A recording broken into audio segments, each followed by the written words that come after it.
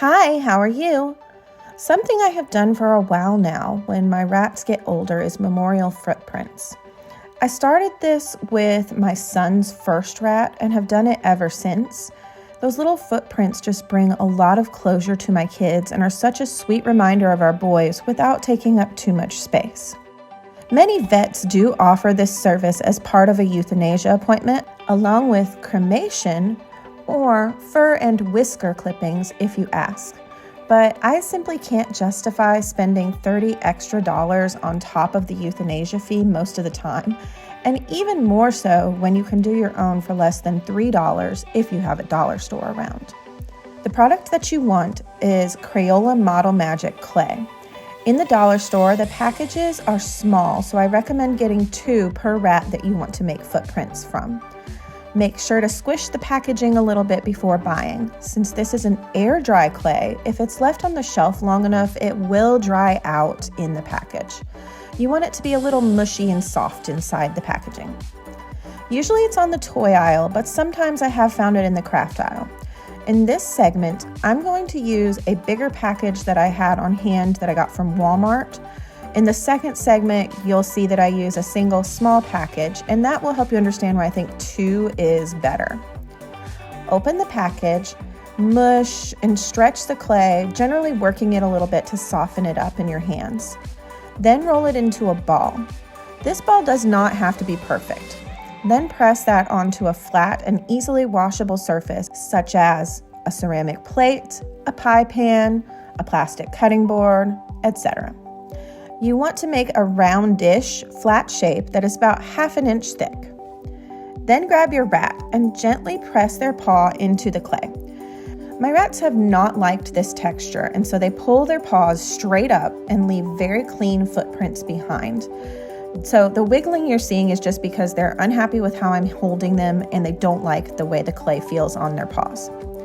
I typically do a front and back paw at the very least, especially if I have a smaller piece of clay. If I have room, I like to add the tail as well. If your rat is very wiggly, take little breaks and give kisses and fuss over them for a minute or 2 in between each step. Now I like to add my rat's name. For the blue memorial, I used letter stamps that we had for school and pressed each letter into the clay. Next, you're going to let this dry somewhere where it won't get smushed and let it dry overnight. Then, gently remove it from the surface you created it on. You will likely have a shiny spot in the center back that is still a little tacky. I like to leave the footprint with the back facing up for one more night so that it can dry all the way through. Here's the finished memorial footprint for ribs. For the second segment, I'm using the one package from Dollar Tree, and you can see that this yellow clay is older and not as stretchy and soft. I don't like when the clay is this texture as much, but it can still work.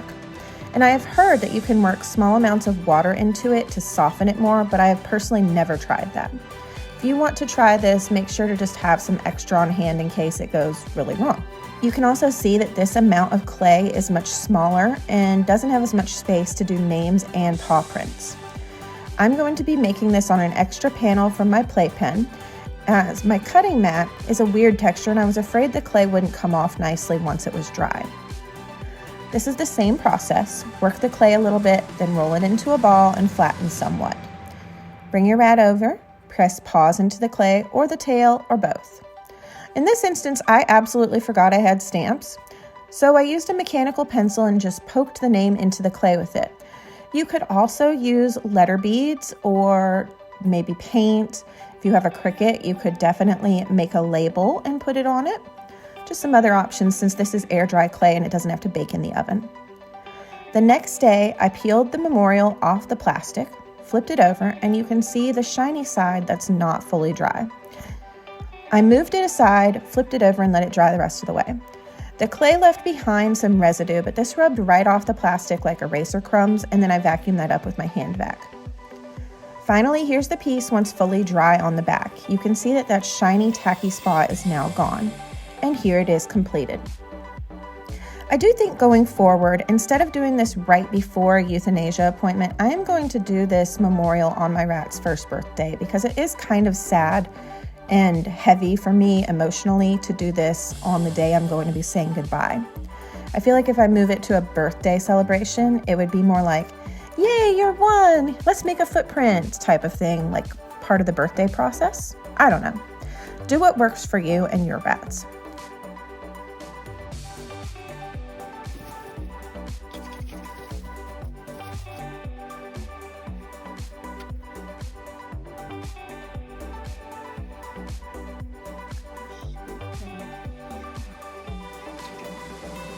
Peekaboo. My goodness, you are a chubby little naked chicken.